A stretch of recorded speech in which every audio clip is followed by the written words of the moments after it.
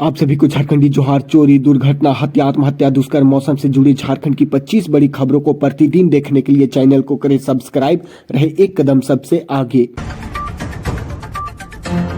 एक दिल दहला देने वाली घटना सामने आई। गला रेत कर हुई युवती की हत्या। पीएचडी पहाड़ से 100 बरामद। प्रेम प्रसंग का है शक। आपको बताते चले, रांची सदर थाना क्षेत्र में पीएचडी पहाड़ से मिली युवती के 100 को पोस्टमार्टम रिपोर्ट में गला रेत कर हत्या की पुष्टि हुई है। पुलिस मृतका की पहचान करने का प्रयास कर रही और सीसीटीवी फुटेज खंगाल रही है। ऐसे प्रेम प्रसंग के चलते हत्या की आशंका जताई जा रही, क्योंकि युवती के जेवरात सुरक्षित मिले हैं। आपको बताते चले, सदर थाना क्षेत्र स्थित पीएचडी पहाड़ से बरामद युवती का 100 मंगलवार को रिम्स में पोस्टमार्टम किया गया।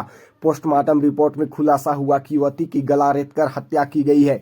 पोस्टमार्टम के अनुसार युवती के चेहरे और गले पर तेज धारदार हथियार से वार किया गया, जिससे मौके पर ही उसकी मौत हो गई। चेहरे और गले पर गंभीर चोटें के निशान मिले, जो इस बात की पुष्टि करते हैं कि वारदात बेहद निर्मम हत्या कर दी गई। सदर थाना क्षेत्र की पुलिस का कहना है कि अभी तक मृतका की पहचान नहीं हो पाई है। युवती की पहचान सुनिश्चित करने के लिए रांची जिला के सभी थानों को इसका फोटो भेज दिया गया है। इसके अलावा सदर, बरियातू और लालपुर क्षेत्रों में स्थित हॉस्टलों और संचालकों को भी युवती की फोटो भेजी गई है, ताकि यह पता चल सके कि कहीं वह किसी हॉस्टल में तो नहीं रह रही थी। इसी को जानकारी लेने के लिए पुलिस पूरी तरह से सक्रिय हो गई। इस मामले में सदर थाना और बरियातू थाना की पुलिस ने कई स्थानों पर लगे सीसीटीवी कैमरे की फुटेज खंगाली, लेकिन कहीं भी युवती आते जाते हुए दिखाई नहीं दी। पुलिस को आशंका है कि हत्या रात के समय युवती को पहाड़ की ओर ले गया, ताकि किसी की नजर ना पड़े। हत्यारा और उसकी गला रेत कर हत्या कर दिया। हालांकि पुलिस लगातार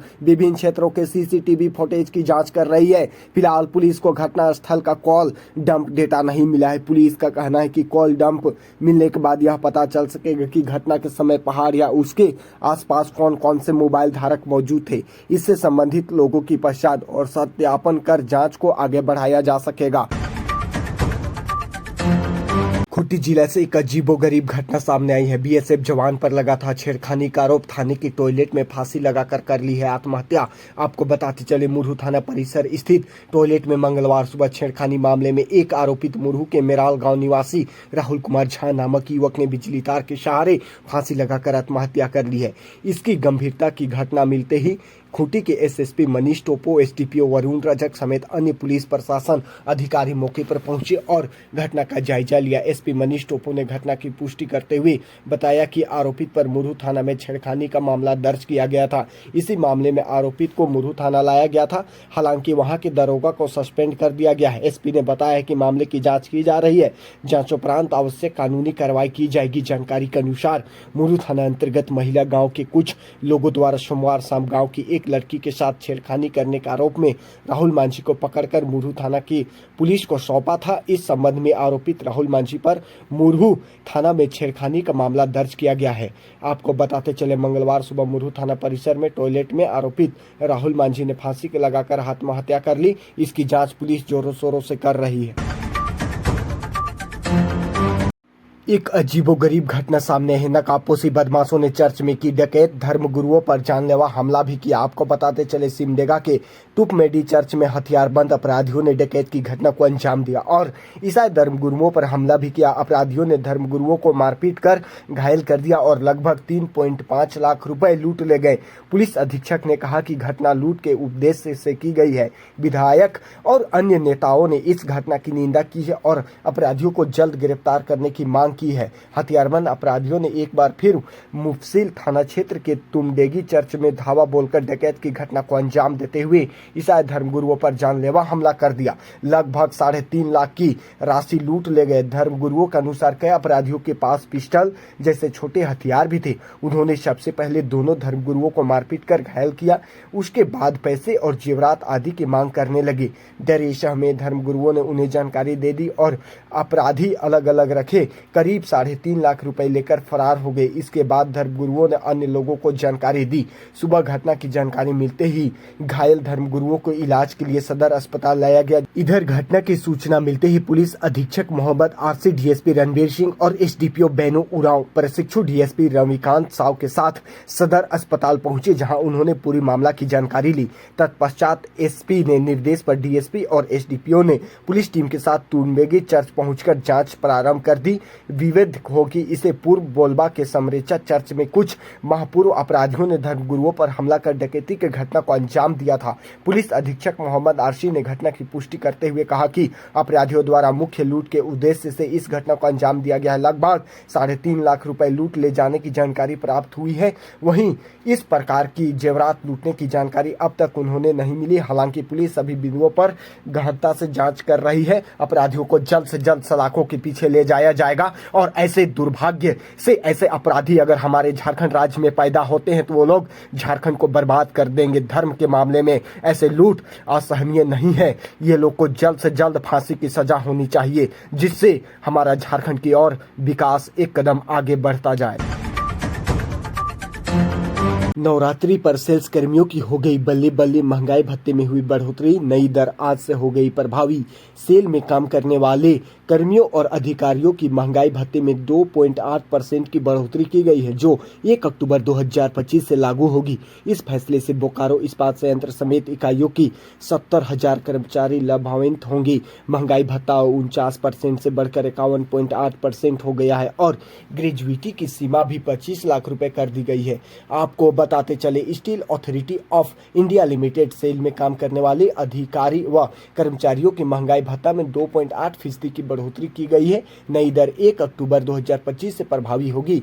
इस बात केंद्रीय श्रम मंत्रालय की ओर से आज देर शाम आदेश जारी कर दिया गया है। इससे बोकारो इस्पात संयंत्र सहित कंपनियों का अन्य इकाइयों के लगभग 70,000 संयंत्र कर्मी लाभान्वित होंगे। संयंत्रों को बढ़ी हुई डीए की जानकारी उनके मासिक वेतनमान से प्राप्त होगी।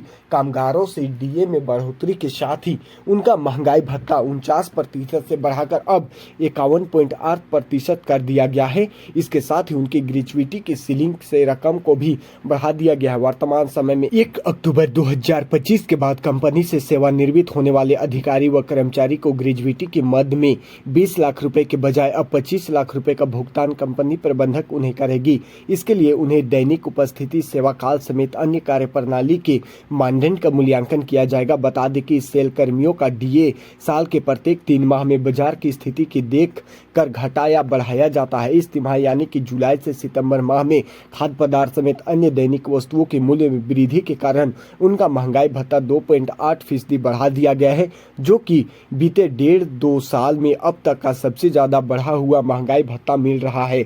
Steel Authority of India limited के सेल में मुख्य महाप्रबंधक से अधिशासी निर्देश पर पदोन्नत आदेश 5 अक्टूबर को जारी की जाएगी। इस पद के लिए बीसीसीएल सहित अन्य इकाइयों के लगभग 90 सीजीएम साक्षात्कार में शामिल होंगे। साक्षात्कार 3 व 4 अक्टूबर को दे दी जाएगी, ऑनलाइन होगी एवं 20 से 22 अधिकारियों को भी ईडी बनाने की योजना सेल मुख्यालय की है। 9 प्रोन्नति अधिकारियों का कार्यकाल 30 जून 2025 तक प्रभावी होगा। इनमें से कई अधिकारियों को पदोन्नति के साथ उनके वर्तमान इकाई से कंपनी कि दूसरे अन्य इकाई में स्थानांतरित किया जाएगा। सेल प्रबंधक यह फैसला अपने तमाम इकाई में अधिशासन निदेश के रिक्त पदों की भरपाई करने के लिए लेने जा रही है।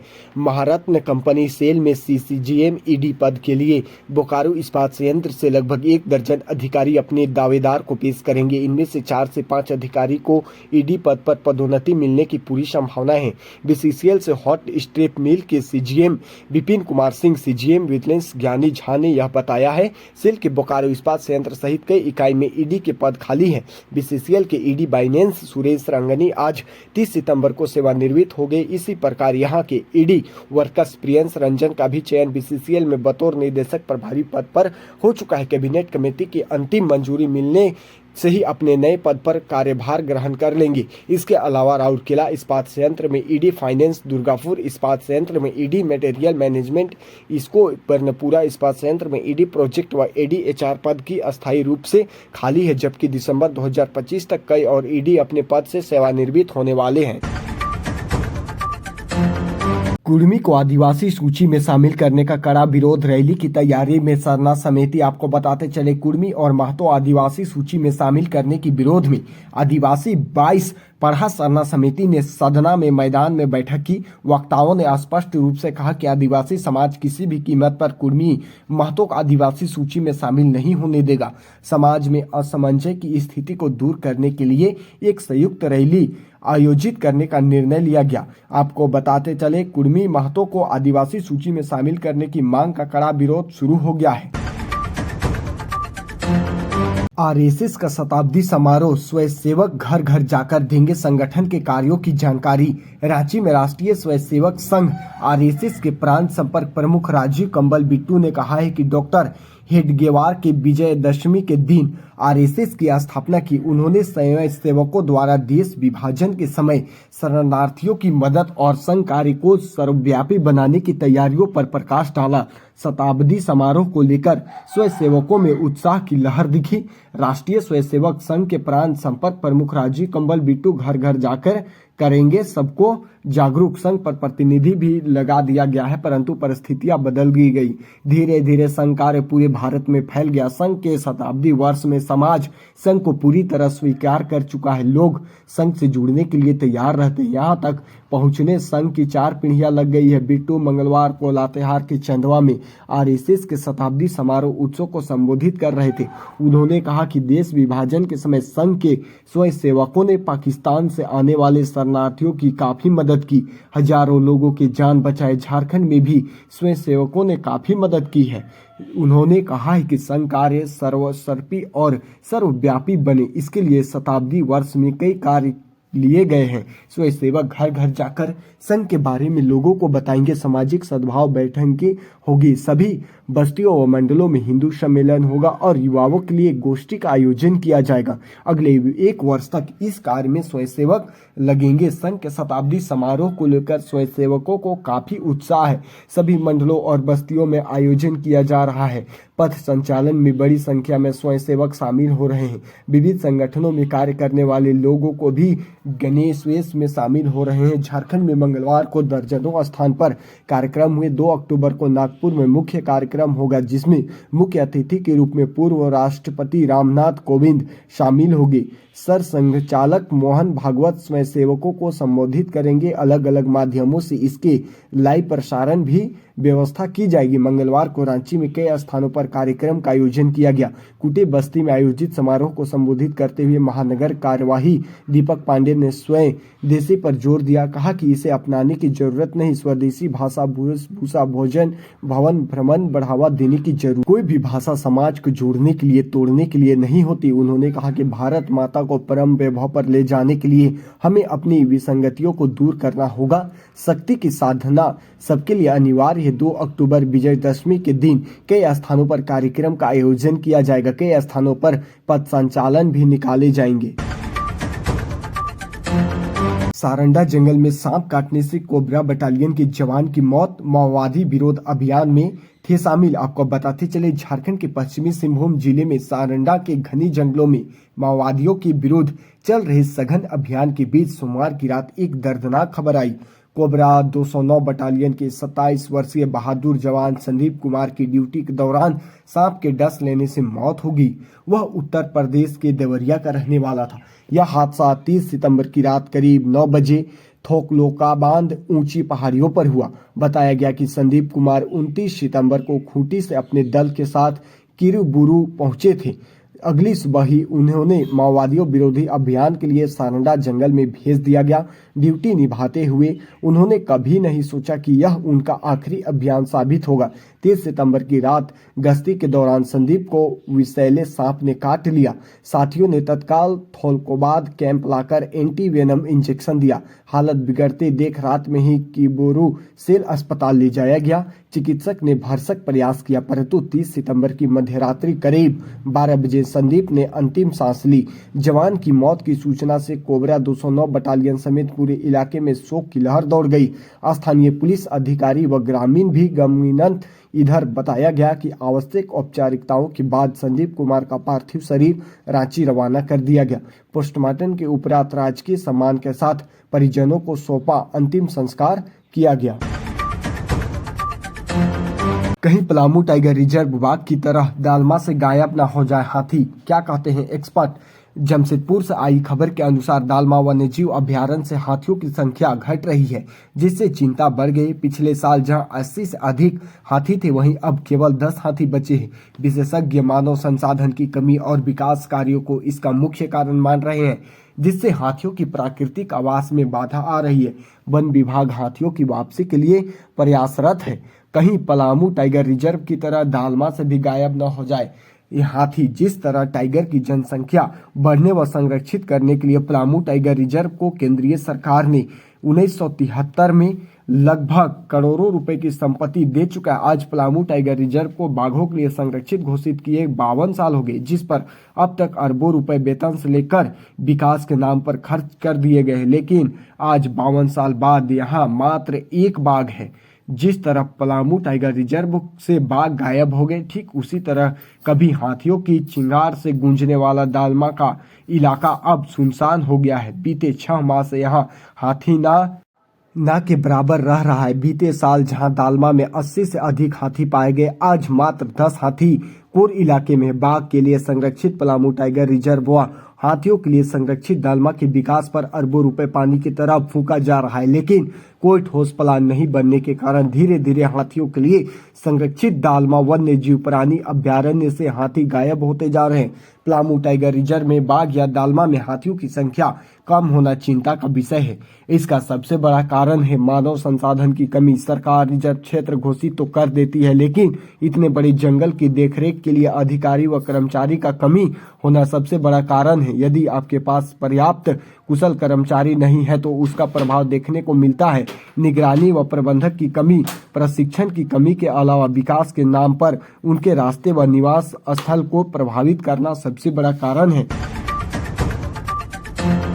सारंडा अभ्यारण्य का जोरदार विरोध, ग्रामीणों ने मंत्रियों से कहा अधिकारी की गारंटी नहीं तो तीर चलेगी।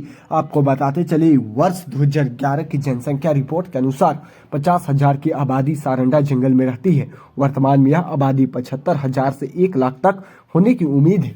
सरकार की चिंता है कि इस आबादी को विस्थापन से कैसे बचाया जाए। वन्य अभ्यारण्य बनाए जाने की प्रक्रिया में इस बड़ी आबादी के बेदखल होने की आशंका है।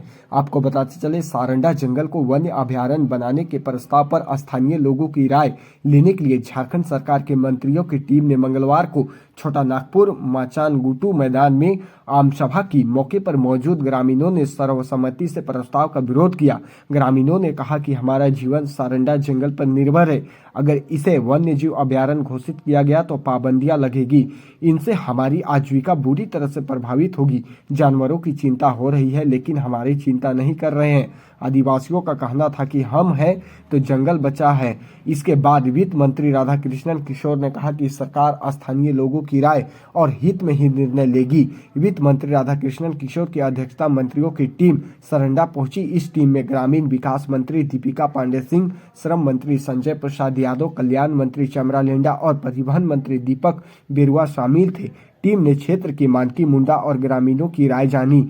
सभा में हजारों ग्रामीण पंचायत प्रतिनिधि, मुंडा मानकी सामाजिक व राजनीतिक संगठन और कई जनप्रतिनिधियां शामिल हुए। मंत्रियों ने संबंधित विभागीय अधिकारियों के साथ बैठक की। उनसे अध्ययन जानकारी मांगी गई। अधिकारियों के साथ सारंडा को वन्य क्षेत्र घोषित किए जाने की पूरी प्रक्रिया पर चर्चा हुई। जंगल क्षेत्र में माइनिंग और पुलिस कैंप से संबंधित जानकारी भी ली गई। अधिकारियों ने बताया कि 2011 की जनसंख्या रिपोर्ट के अनुसार 50,000 की आबादी सारंडा जंगल में रहती है।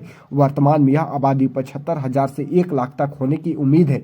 सरकार की चिंता है कि इस आबादी को विस्थापन से कैसे बचाया जाए। वन्य अभ्यारण्य बनाए जाने की प्रक्रिया में इस बड़ी आबादी के बेदखल होने की चिंता है। आम सभा में ग्रामीण पंच परगात अधिकार लेकर पहुंचे थे। कुछ लोग कुदाल और तीर धनुष के साथ पहुंचे थे।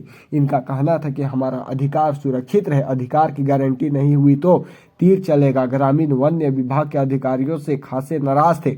ग्रामीणों का कहना था कि यहाँ कभी ग्राम सभा नहीं हुई, वन्य अभ्यारण्य बनाने की बात कहाँ से आ गई। ग्रामीणों ने कहा कि DMFT फंड से पैसे खर्च हो रहे हैं, लेकिन अस्पतालों में बेड नहीं है। पोंगा नदी पर अब तक पुल नहीं बना है। आवागमन में परेशानी हो रही है। इसका ध्यान तो कोई नहीं देता। राष्ट्रीय पैरा योगासन में धनबाद के 2 खिलाड़ियों का शानदार प्रदर्शन। जिसे योगासन भारत पैरा योगासन स्पोर्ट प्रमोशन कमेटी नई दिल्ली व नवयुग सूर्योदय सेवा समिति के संयुक्त रूप से आयोजित पहला पैरा योगासन राष्ट्रीय प्रतियोगिता में झारखंड के खिलाड़ियों ने शानदार प्रदर्शन किया। प्रतियोगिता का आयोजन 26 से 28 सितंबर तक मोरारजी देसाई राष्ट्रीय योग संस्था नई दिल्ली में हुआ। इसमें दृष्टिहीन के 20 वर्ष आयु वर्ग से अधिक वर्ग में जमशेदपुर के आनंद कुमार महतो ने राष्ट्रीय स्तर पर 5वां स्थान प्राप्त कर झारखंड का मान बढ़ाया। वहीं मुख्य बधिर 17 वर्ष से कम आयु वर्ग में धनबाद के अनमोल कुमार गिरी ने 7वां स्थान व स्थिति बाधित 20 वर्ष से कम आयु वर्ग में धनबाद के रत्न कुमार शुक्ला ने 10वां स्थान प्राप्त किया। झारखंड पैरा योगासन स्पोर्ट प्रमोशन कमेटी की कोऑर्डिनेटर रविशंकर नेवर ने बताया कि प्रतियोगिता में 20 राज्यों के 200 से ज्यादा पैरा योगासन खिलाड़ियों ने हिस्सा लिया। खिलाड़ियों को योगासन स्पोर्ट एसोसिएशन ऑफ झारखंड के मार्गदर्शक सुधाझा, अध्यक्ष मनोज तिवारी, पूर्व राज्य महासचिव विपिन पांडे, महासचिव चंदू कुमार, संयुक्त सचिव मल्ल कुमार डे, राज्य कोषाध्यक्ष प्रशांत कुमार सिंह ने बधाई दी।